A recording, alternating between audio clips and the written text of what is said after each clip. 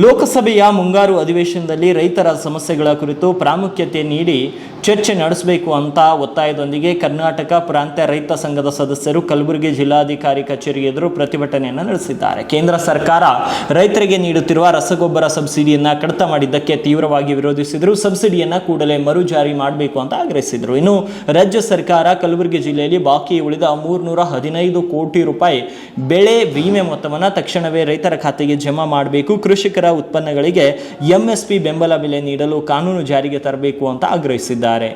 ರೈತರ ಬಗ್ಗೆ ಚರ್ಚೆ ಆಗಲೇಬೇಕು. ಲೋಕಸಭೆಯ ಮುಂಗಾರು ಅಧಿವೇಶನದಲ್ಲಿ ರಸಗೊಬ್ಬರ ಸಬ್ಸಿಡಿ ಬಗ್ಗೆ ಚರ್ಚೆ ಆಗಲೇಬೇಕು.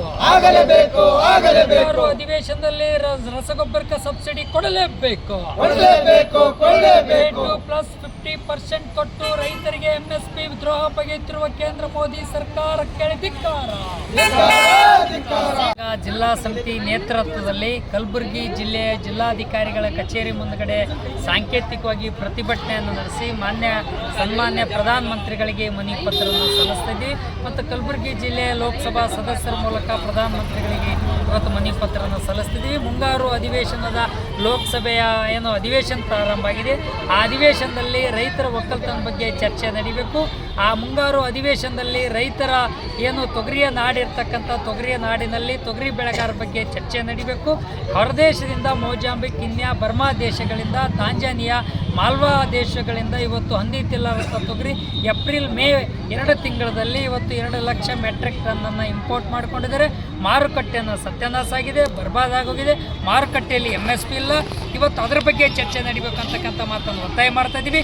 A2+50% ಇವತ್ತು ಎಂಎಸ್ಪಿಯನ್ನು ಘೋಷಣೆ ಮಾಡಿ ರೈತರಿಗೆ ದ್ರೋಹ ಬಗ್ಗಿರ್ತಕ್ಕಂಥ ಕೇಂದ್ರದ ಮೋದಿ ಸರ್ಕಾರ ಡಾಕ್ಟರ್ MS ಸ್ವಾಮಿನಾಥನ್ ಆಯೋಗದ ವರದಿಯ ಶಿಫಾರಸಿನ ಪ್ರಕಾರ C2+50% ಸೇರಿಸಿ ಮಿನಿಮಮ್ ಸಪೋರ್ಟ್ ಪ್ರೈಸ್ ಎಂಎಸ್ಪಿಯನ್ನು ಘೋಷಣೆ ಮಾಡಬೇಕು. ಎಂಎಸ್ಪಿ ಬಗ್ಗೆ ಇವತ್ತು ಅಧಿವೇಶನದಲ್ಲಿ ಮುಂಗಾರು ಅಧಿವೇಶನದಲ್ಲಿ ಚರ್ಚೆ ನಡೀಬೇಕು ಅಂತಕ್ಕಂಥ ಮಾತನ್ನು ಒತ್ತಾಯ ಮಾಡ್ತಿದ್ವಿ. ಅದರ ಜೊತೆಯಲ್ಲಿ ಕರ್ನಾಟಕ ರಾಜ್ಯದ ಸರ್ಕಾರ, ಕೇಂದ್ರ ಸರ್ಕಾರ ಮಧ್ಯಪ್ರವೇಶ ಮಾಡಬೇಕು.